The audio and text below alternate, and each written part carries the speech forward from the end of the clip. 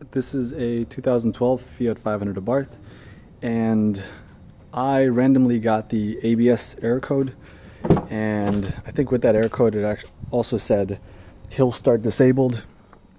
So a few things that I did to fix this issue is, number one, check the fluids. If your brake fluid is low, it's going to cause some issues. So let's see where to check that.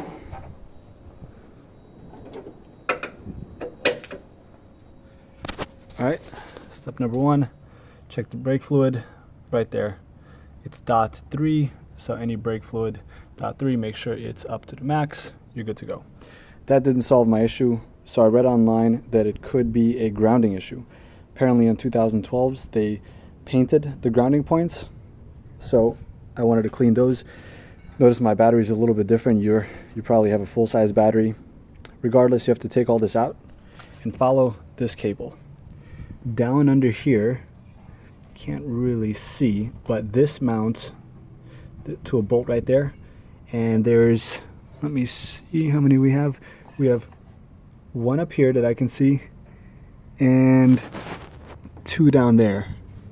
So what you want to do is take those off and sand them down, all the contacts and the bolt location, so when the bolt goes in, it's actually having a good ground contact.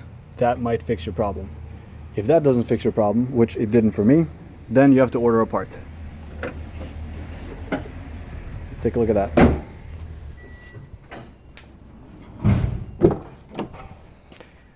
The part in question is located down here. It is for your brake pedal. This is the brake pedal. And when you press it, it presses on a switch located up there. Let me show you what that looks like. This is that switch. So when you press on the brake pedal, it presses this switch. So apparently these go faulty. Luckily, they're cheap.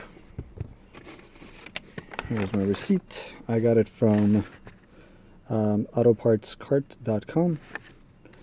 There's the part number, MR680736100A, or AA, and it cost me, let me see if there's a price on here.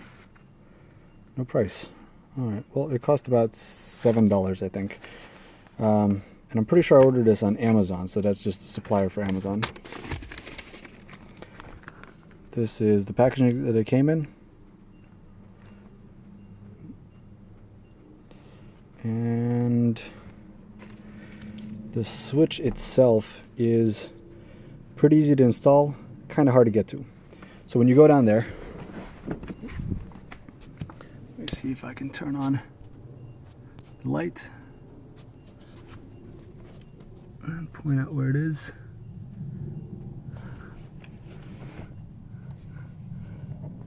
See that blue? That's the switch. The way you can get to it is go from the side, and you want to turn it so it pops out. The trick to that is make sure you wiggle this. I think I had to pull it up because this switch actually has a lock to it. When you turn this, notice that these turn. You turn it to snap it in, and this pops out. So now for you to be able to turn it back out, that's locked, unless I think you put a little pressure on this. Let me try that. Put a little pressure on it. Kind of hard to do with one hand, but that is what you're gonna have to do. Put a little pressure on it, and then you should be able to turn it. So what does that mean? You don't mess with this. As you're trying to pull the switch out, you want to turn it counterclockwise. You put a little pressure on this to release it. If that doesn't work, pull up on this to release it. You'll see once it goes in, it's super easy. Basically, take that out. There's one plug. Unplug it from the old switch, plug it into the new switch, put the new switch in, twist it, lock it into place. Good to go. That solved my issue. Luckily, it cost me less than $10. Hopefully this fixes somebody else's issue as well.